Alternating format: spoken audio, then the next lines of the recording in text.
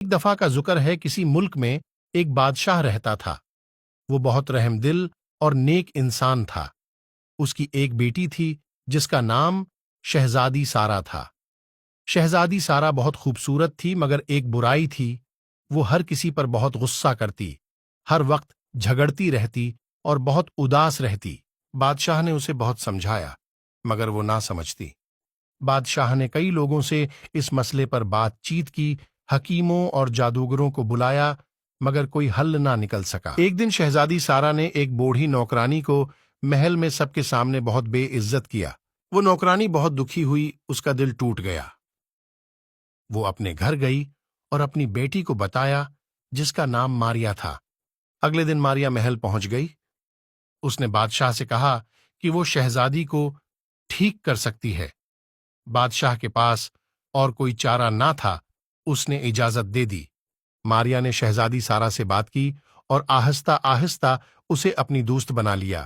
وہ شہزادی سارا کو اپنی ہر بات بتاتی، جس سے شہزادی سارا کا اعتماد بڑھتا اور وہ بھی اپنے راز ماریا کو بتانے لگی۔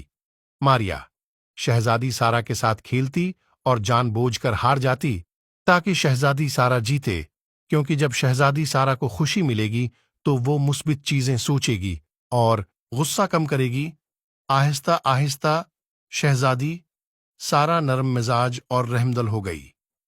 بادشاہ اس کا بدلتا ہوا رویہ دیکھ کر حیران تھا۔ اس نے ماریا سے پوچھا کہ تم نے ایسا کیا ہے جو ہم سب نہیں کر پائے۔ ماریا نے جواب دیا، بادشاہ سلامت، شہزادی سارا لوگوں پر غصہ کرتی، ان کا دل توڑتی، جس کی وجہ سے ان کا اپنا دل بھی دکھی ہو جاتا تھا۔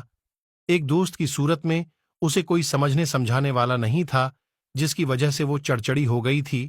بعد میں شہزادی سارا نے اس بوڑھی نوکرانی سمیت محل کے تمام نوکروں سے اپنے رویے کی وجہ سے معافی مانگی اور سب ہنسی خوشی رہنے لگے۔